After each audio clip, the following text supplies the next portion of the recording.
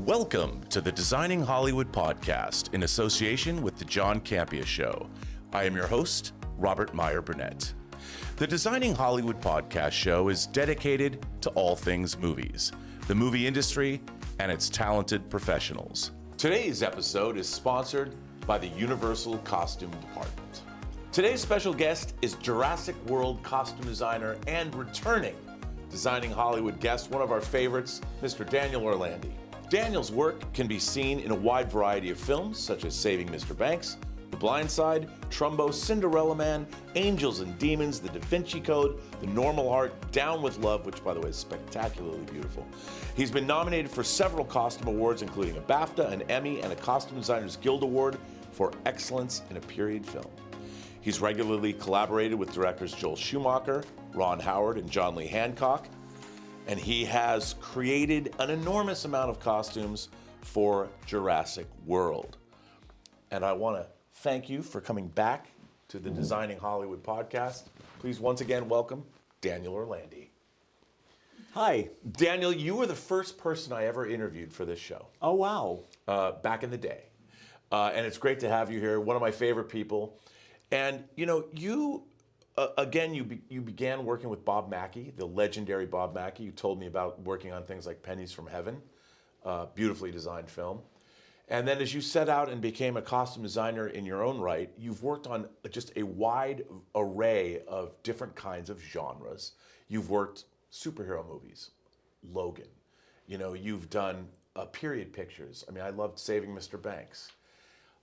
I would ask you, when you take on something like a Jurassic World, which is a continuation of the Jurassic, I didn't think there would be a Jurassic World. You know, you think 3 Jurassic Park movies and then the trilogy's done, but then years later, kids love dinosaurs. So Jurassic World was an enormous undertaking. Obviously, we're here at Universal, the home of Steven Spielberg and Amblin Entertainment. And I mean, the Jurassic Park ride was a perennial here for many years. When you get involved in a franchise property, does it excite you as much as getting involved in, say, a period picture or something like Ford v Ferrari, which you did, was also based on real people? Do you like it better? Is a genre, action, adventure, sci-fi extravaganza different than a period piece? Do you prefer one or the other? I don't. What I like is when you have a variety and it's something new. And I'd never done something like Jurassic World before. And it wasn't not a continuation. It wasn't Jurassic Park 4. Right. It was a new characters, a new world. So it was really, when I talked to the director, it was really, it was something that, this could be really interesting to do. Right. So that's the best thing about our job. It's a different world you go into every time. And we got to create this whole world on Jurassic World, you know, the park and all of the characters in the park. You know, I think we made like 200 different uniforms for all the different park people. Right. From the greeters to the guy on this ride and the guy on this ride and so it was really kind of fun.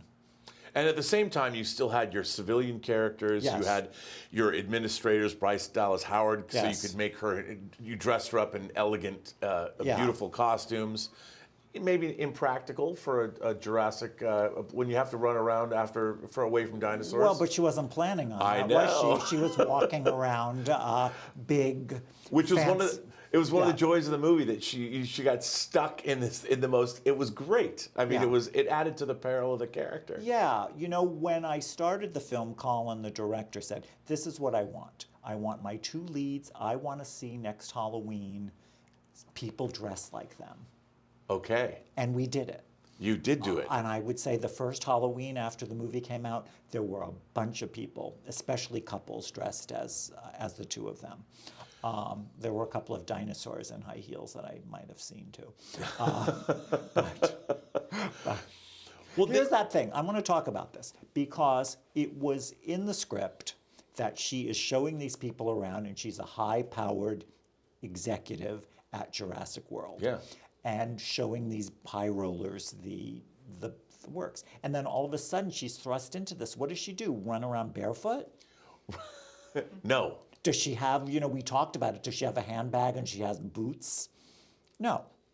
And it was kind of interesting because we developed her character because she became more and more heroic as the layers were stripped away and the skirt ripped and the shirt came off and it tied around her waist till then there was nothing. And then she becomes, it's sort of, at the end of this movie, she's the hero. She saves everybody. Yeah, well, I was going to say that.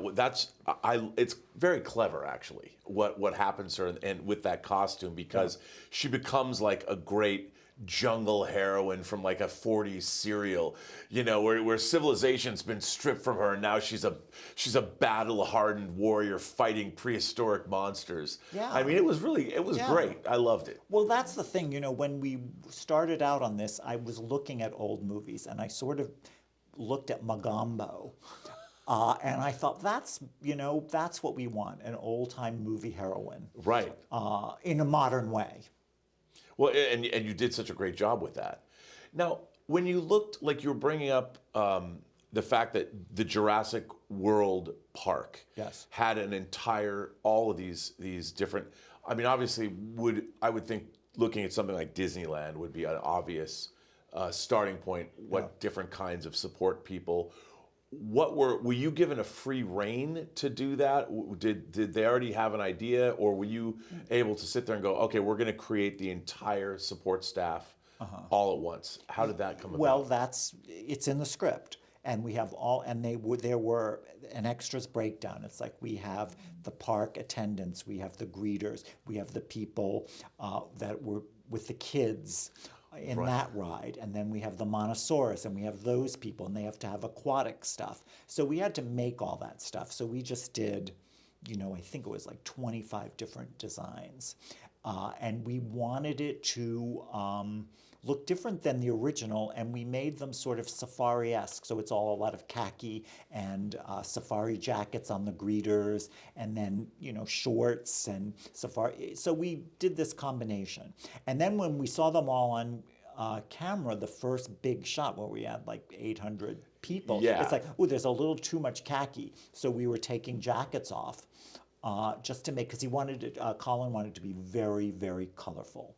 That these people are going in for a really fun time, and then all of a sudden, And then there's the hunting component as well. Yes. You've got that's another faction.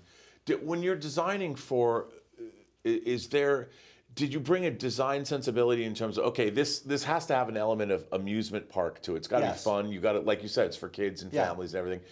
And then when you have hunters, then you're suddenly going back to militaristic, the utilitarian aspects of where you're going to carry munitions and bullets and things like that. When you're taking that into consideration, you said you looked for Bryce Dallas Howard looking back at older movies like Magambo. Were there any other movies that you would look at for, say, the hunting team, or? No, because we wanted it to be like we had the two different groups. We had the animal control group, and then we had the outside militia or whatever they are, private army that came in. Right. They wanted, and those we wanted to look much more menacing. These we wanted to feel like part of the park. So if somebody saw them in the park, they would not be thrown off by them. Right. I mean, I love stuff like this with the patterning and the well, it's sort of a reptilian kind of We had this this camo designed for us, so we were lucky. We were the first people to use it. I think they then did use it, but and it's a lighter color. And then the other group that comes in, the engine. Yeah, engine. Yeah, that come in. They're much more menacing. And they're like, and we certainly looked at those groups. When you bring in something like this, are you able to, do you construct this from scratch, or can you go to like military surplus we or had it made. So everything gets built. We had it made. Yes. Yeah, we had it made. It's really, I mean, just because it was a new camo that had never been used before. So. Right. So we it looks like some. I mean, I would wear these pants. Yeah. Now, when you are doing a whole park, how many multiples And how many Well, costumes? extras don't really need a lot of multiples, but certainly our principals do. Like the principal who was the head of this unit, he had a bunch because he gets shot. And But he in just gets in terms of scope and how many people were in those opening park scenes. We had 800 to 1,000 extras in that big park And did you scene. clothe all of those people? Oh yeah, because some people came in to be tourists and they looked okay, but we pre-fit almost everybody. Right. Because we had a huge tent and we shot the entrance to the park in New Orleans in the parking lot of a Six Flags that had closed after the hurricane. Okay. So one morning there was a 10-foot alligator in our wardrobe space. So animal control people had to come in and get rid of it. You had real dinosaurs in your dinosaur and we set. had modern dinosaurs. So it was we had so much fun with the extras because it was so weird. Some people came in just to be an extra in the movie. There was some guy and I was just chatting with him, he was an extra, and he is a doctor, and he said, it was my favorite movie as a kid, and I thought, I could take a week off and be an extra. And then there was another husband and wife who came in their own clothes, and they're like, yeah, you look great. We don't need to dress you. And at the end, everybody was getting ready, and they go, what's the line for? I said, oh, that's where you get paid. And they're like, oh, we don't care, and they just left. Wow. Well, also, I mean, you have to do things like with Chris Pratt's character, you had to make something that was utilitarian, but at the Yes. same time heroic. Heroic. And yet it has to look functional. You have to believe that a person, I guess, who's trying to control dinosaurs would wear Yes. something like this. And who's living off the grid, and Yeah, all that. Now, Yeah. where did you begin? What were inspirations for Pratt's look for the film, and how did you start designing? Like, do you sketch all these out yourself? I sketch them out, but then nowadays they want those computer sketches. So then nobody can somebody see. else did that. Well, we looked at vintage things and we tried things on. I don't like to present an actor, this is your sketch, this is what you're wearing. I like to work with them and get the feeling. So we tried on lots of prototypes on Chris. And we tried on jackets, and it's like, well, it's hot. Right. You wouldn't have a jacket, but we want some kind of a layer. And then we came up with the vest. Which is great. Yeah, and it's like a hunting vest, but it's not. Right. It's a utility vest. Yeah, which is And then we great. thought, I mean, you believe in it. Yeah, and then it was the pants we bought, the shirts we made, and just getting the right color. But I have probably 60 pictures of him in different things from our first fitting. How long did that take with all those fittings to when you first started to get him to decide, or you guys? Well, got the it look? was a couple of fittings, and they were long, and he was great. He tried lots of things on, and we wanted the right boot, and I like every detail. One of the first movies I worked on was with Robert De Niro, and I learned so much from him because every detail to him is important. Right. Like we'd be shooting, and in the morning I'd go into his trailer. He said, "Are these the socks we decided?" Yes. Oh, okay. From the fitting, just making sure. Well, it helps him create that character. It helps create the character, and it's my great joy is working with an actor to help them create the character. What makes them, and it could be something that nobody else sees. What about kids? How do you feel about? I mean, there's kids in the movie, I love kids. And is there a different? I mean, they were civilians coming from the Yes. outside world, but you still have to give them. I mean, there's still characters that have to be. Their costuming has to. And they have to be a character. Yes. We have the older brother who is, he's, and the younger brother's a little bit more nerdy. And it was interesting talking to the actor who was playing the older kid because he was like, and I was explaining that we don't want anything that's so current that will be out of style by the time the movie comes out. We want it to be, and it was just a hoodie and a t-shirt and cool pants and cool sneakers, but no kind of a logo or anything that would set it into that, the year that we shot it. We wanted him to be just sort of a cool teen. Did he get that? Oh yeah, he immediately got it. He said, "Oh yeah, I get that. I get that." That makes sense. Yeah. Now, did you change the color palette of those characters to sort of offset the like Bryce Yes, Dallas Howard? of course. And Of so course. how do you go about, like, when you're using color to create both character, but then also differentiate characters from other people? Did the kids have a certain color palette that other people didn't have, like more reds or more blues or more brighter you don't, colors? here's the thing. I don't want everything to be so disjointed that it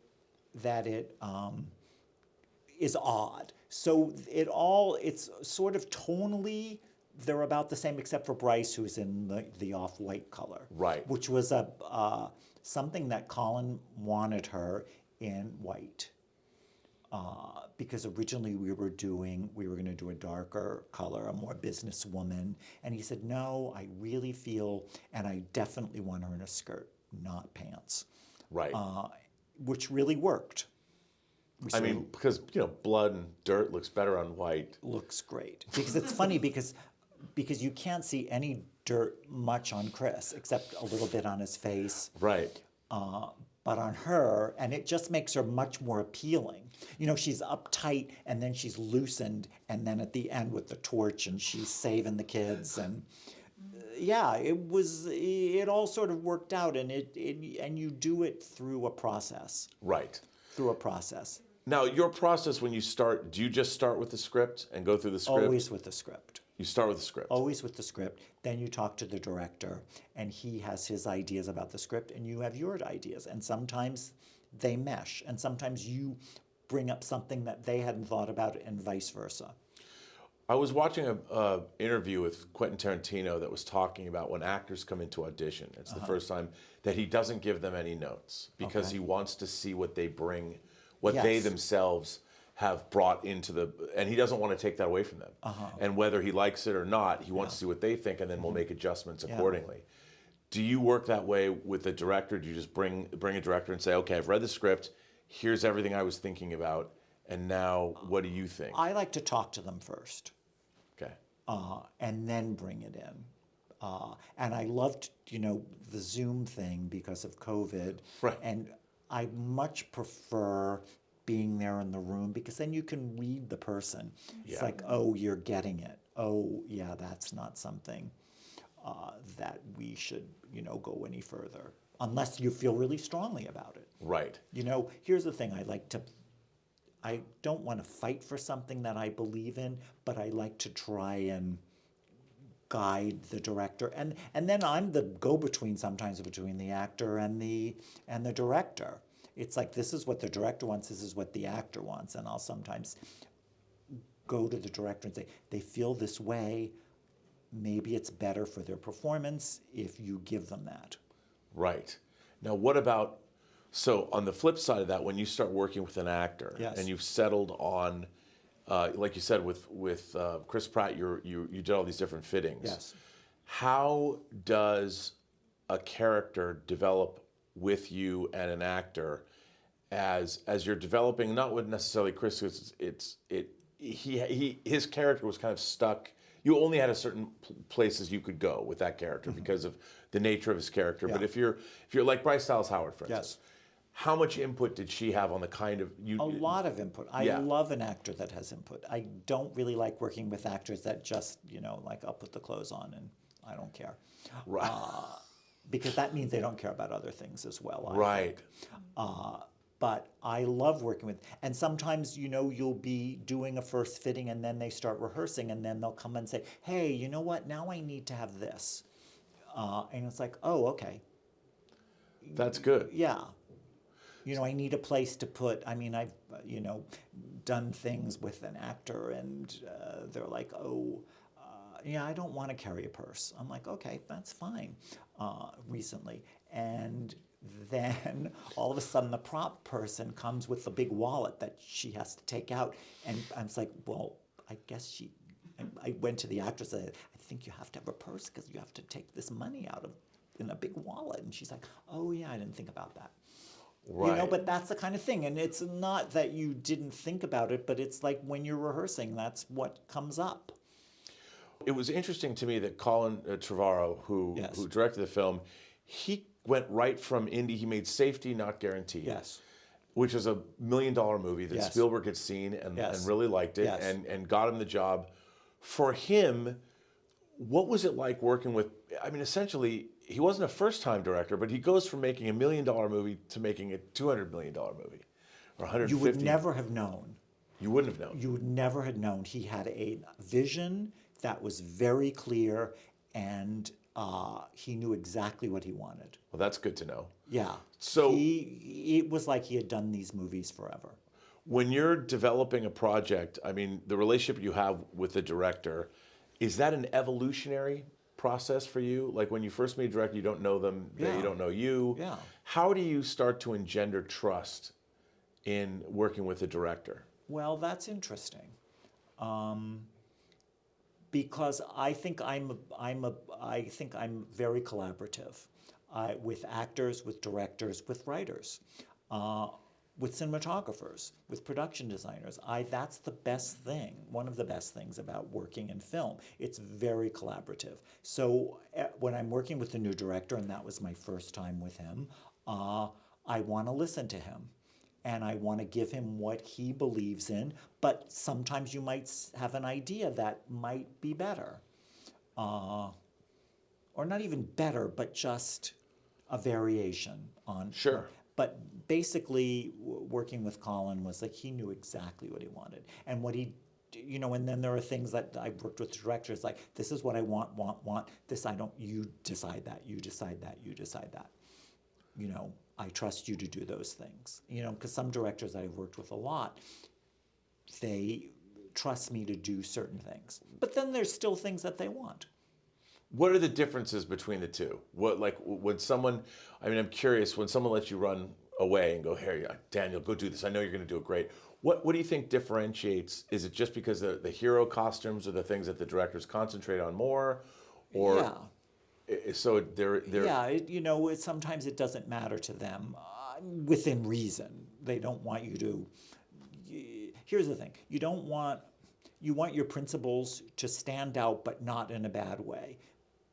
Whereas the extras, or sometimes a character who has one line, you might telegraph their character a little more. I don't like my principles. I don't like to telegraph their character too much. They should act it. Right. But sometimes the used car salesman, it's like, okay, he's shifty. And he has two lines. We'll dress him a little shifty. Yeah. Now, And even in this film, the controller in the control room, it was his idea to wear a Jurassic Park T-shirt. all right. And it's like, oh, that's a really good idea. Yeah. That's a really good idea. Now, did he come to you with that? He went to the director, and the director said, what do you think about that? I said, I think it's a really great idea. Right. And well, that's cool that the director came and asked you what you thought too. Yeah, So it shows that there's a respect Yeah. there too. Was it intimidating to work? This is a big, big movie. Yeah, you don't want to screw it up. Does the size of a project bother you? No. No, I like, the big days on a movie are my favorite days. Nothing is more boring than, two people sitting in a room for a costume designer. Right. When they're shooting it for 3 days. Yeah. yeah, it's the same. What is your favorite kind of a day? The biggest days I'll tell you, people say, what was your favorite movie? I don't have a favorite movie because they're all favorites in a way or Sure. not in a way. But my favorite day was when we shot at Disneyland on Saving Mr. Banks. And I think our call time was midnight.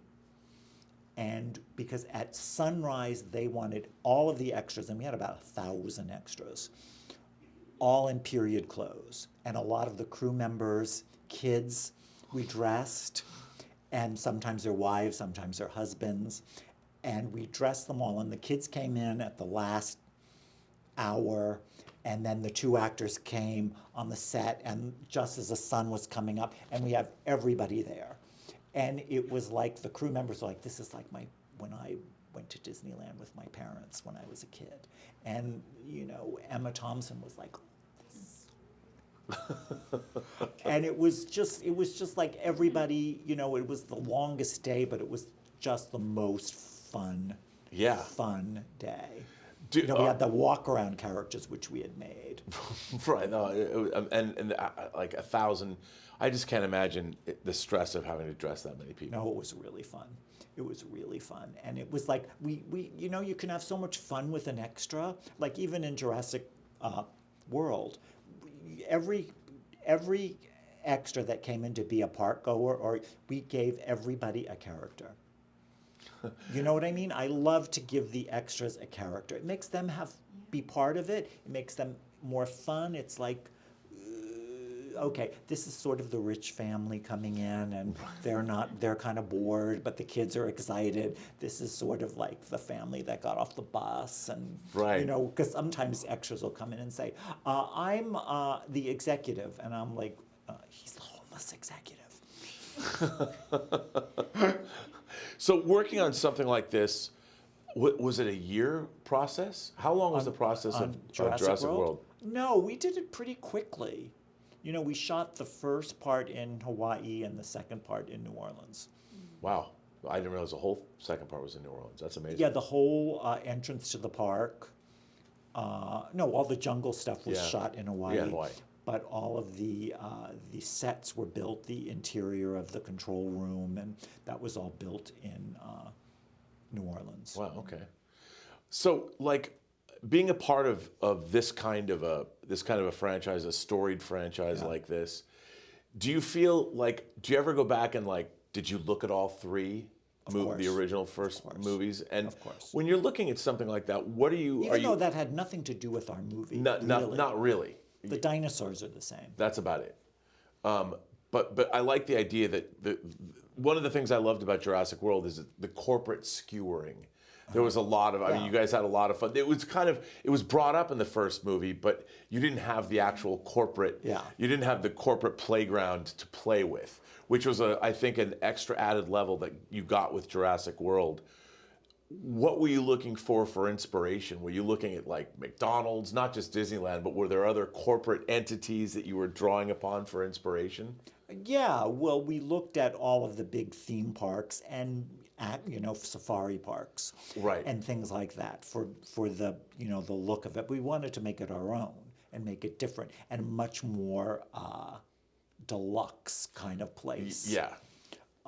So where was that? And then the characters like Ms. Ronnie, who is the big fancy guy. We wanted him to feel like a dandy, and he's enjoying flying the plane even though he can't. You know what I mean? He's not very good at it. Right. But so we had fun with his character. We had fun with the two people in the control, and then all of the extras around them that were the control people, and we gave each one of them a character. That's really the fun part. Yeah, absolutely, because it also creates the texture you need to add that reality to what it is that you're watching. Because even when you're doing a uniform, you look at pictures of real military. They have a uniform, but they all look a little different. Right.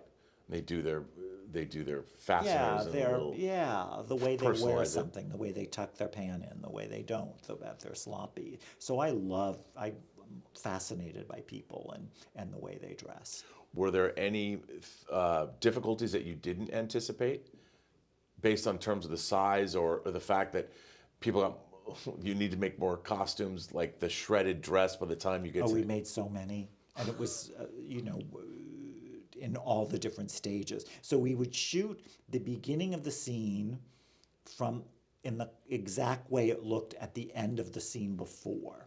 And then we'd see what happened to it during that stunt. And then so we sort of matched that for the next, and then went to the next. Did you shoot that stuff chronologically? No. So that's that's a whole other... Yeah. So Wow. Sometimes you have to guess. Oh what's man! gonna happen So to the it. continuity, did the continuity people ever come and go, "Hey, come on"? No, we were really good. We had somebody excellent that was watching her the whole time, and Bryce is like, now she's directing. Yeah. She's a super pro about that kind of stuff, and she's like, okay, let's just tear it a little bit more because then I can run Right. a little better. Were you surprised at how successful the film was? No, because just, you know what, just when we shot those big days and so many extras wanted to just be in the movie because it was their favorite movie they'd ever seen, I thought, yeah, I think people will come and see it. I mean, also, it was really good. The two leads were fantastic. Yeah, they were. You know, they were fantastic. And they had such a great chemistry. Well, it wasn't quite Bogey and Bacall, but it had that vibe. I mean, and it was likable. I mean, Chris Pratt, both of them are such likable performers that there was good chemistry there, and the push-pull, that great frisson between the two. They had a great chemistry. It's like, I like you, I don't like you, Right. Yeah. Let me pull your hair and stick it in the inkwell. Yeah, and they were great together, and they're two really good actors and two wonderful people to work with. Yeah, they're absolutely Wonderful people to work with. Going back and looking at Jurassic World, obviously a staple of Universal. Yes. Where we are now. How does Jurassic World fit into your own career? When you look back at the kinds of movies that you've worked on, and where does Jurassic World fit in that for you? You know, that's a good question. I have to think about it. But here's the thing: it's something different. It's something I'd never done before and haven't done since. Right. That kind of a movie. And it was a wild, successfully. And I think what you guys did, the costumes are really added a lot to the whole feel, the texture of the film. The verisimilitude, my favorite word. Yeah. You know, I was very happy to see that people liked it. I sort of love the controversy about the high heels. And it was a conscious decision that the director, Bryce, and everybody, because we talked about all the different variations, and it just seemed like the best way to go. Well, it also works, as you were explaining it worked for the film, and it worked for her character, and it's a way to deconstruct a character. You have to tear down a character before they can be built back up again. Yeah. Well, I think I said this. It's like the thing that they said, Ginger Rogers did everything Fred Astaire did, except she did it backwards and in heels. Right. I'm always happy to be here at Universal. I've done a bunch of films here. Give us a little bit about what is your history with this story? Well, I work out of here a lot, even if it's not a Universal picture. But I've done a bunch. You know, one of the first movies, I was the associate designer on Apollo 13. And it was kind of a love-hate relationship with Jurassic Park, because there was a wardrobe building in the center of the studio, and halfway through shooting they said, oh, guess what? The Jurassic Park ride is going in 6 months earlier than we anticipated. So this weekend you have to move everything out, because we're tearing the building down next week. So one Saturday we came in and moved the whole department. Wow. Just to make room for a ride. Apollo 13, though, there's another great Universal, film. Imagine, Ron And Howard, we shot it Bryce's almost dad. all here. Yeah. And Bryce was an extra. Yeah. And she, posted this picture when we were doing Jurassic World of her as a young girl, a preteen, in this, and she said, oh, I'm so happy to be working with Daniel because he made me this little 60s dress when I was the extra. Wow. Do you have that picture? I do. The history of Universal, since we're here, and what is the history of Universal Studios, the fact that it still exists here as the biggest lot in Hollywood? Yeah. It's mostly intact. It's still working the way it's always worked. How important do you think Universal Studios is to the legacy of Hollywood? Do you think it will continue to be so? And do you what do you think Universal means to the larger film-going public? Because it is a place people see as like, oh, I'm going to go to the tour. Yeah. Well, when I first came here for my first visit, we took the Universal Studio tour. And it was super fun. And you just learn about things, the Edith Head building, which we are in. We are in. She was the Universal designer. I think she would do like 60 movies a year. It's a different world now. But there's such a legacy. I mean, I'd gone through stock for years and years and years. And I was looking at 60s suits once, and I pulled the suit out. It's like, oh wow, it's nice. It's a 44 extra long. And I like opened and looked in. It had Rock Hudson's name in it. And I'm like, all right, and it says 1964. And I'm like, okay, I looked it up, and I'm like, oh, it's on the poster. I'm like, I think you should put this in the archives. But that's what Universal is. I mean, it Yeah. has that kind of storied history. Well, is there anything else about Jurassic World you could tell us that I might haven't asked you? Yeah, it was just fun. It was just everybody on the movie had such a good time. The production designer, cinematographer I've worked with a lot. And yeah, we just had the best time. We were in Hawaii and then New Orleans. And What's not to I love? worked with a bunch of my friends. Yeah, and our actors couldn't be lovelier. I don't think a day went by that Chris Pratt didn't walk by me and say, I love my costume, which made me very happy. Yeah. When an actor loves their costume, because usually, an actor, when you're fitting them, they'll be like, oh my God, I want to keep this when it's over. And by the time the movie's over, it's like, I never want to see this costume again. Because it's weird, because he wears one costume through the whole movie. Right. He has a different shirt at one point, and she wears one costume through the whole movie. You've got to make something that's the other thing. We tried to give them costumes that could evolve. Well, Daniel Orlandi, it is tremendous to have you back once again here at the Designing Hollywood podcast, and to be in here in the Edith Head building at Universal with all of its storied history. You've worked out of here a lot, and it's really special. This is our first field trip anywhere, really, for Designing Hollywood here, and we came to Universal. So thank you so much. Thank you. I'm so happy to be here. It's sort of like home, coming home to Universal. I've worked here so many times, and it's always great to walk in and see Edith Head's name. Thank you for tuning in to the Designing Hollywood podcast, brought to you by Universal's Costume Department, the best in the world, and for your consideration in all categories, Universal's Oppenheimer. A special thank you to founder and executive producer Martika Ibarra, co-founder, costume designer, the legendary Marilyn Vance, and of course, John Campea from the John Campea Show. Thank you to all of our viewers for tuning in, and be sure to subscribe to our YouTube channel. Tune in to the audio version wherever you listen to podcasts. I am, of course, your host, Robert Meyer Burnett, and you can find me on Instagram at rmburnett, or find me on Twitter at BurnettRM, or on YouTube at PostGeekSingularity. Thanks very much. Like, subscribe, and give us your comments. What would you like to see on the channel? Right down below. Thanks very much for watching, and we'll see you on the next episode of Designing Hollywood.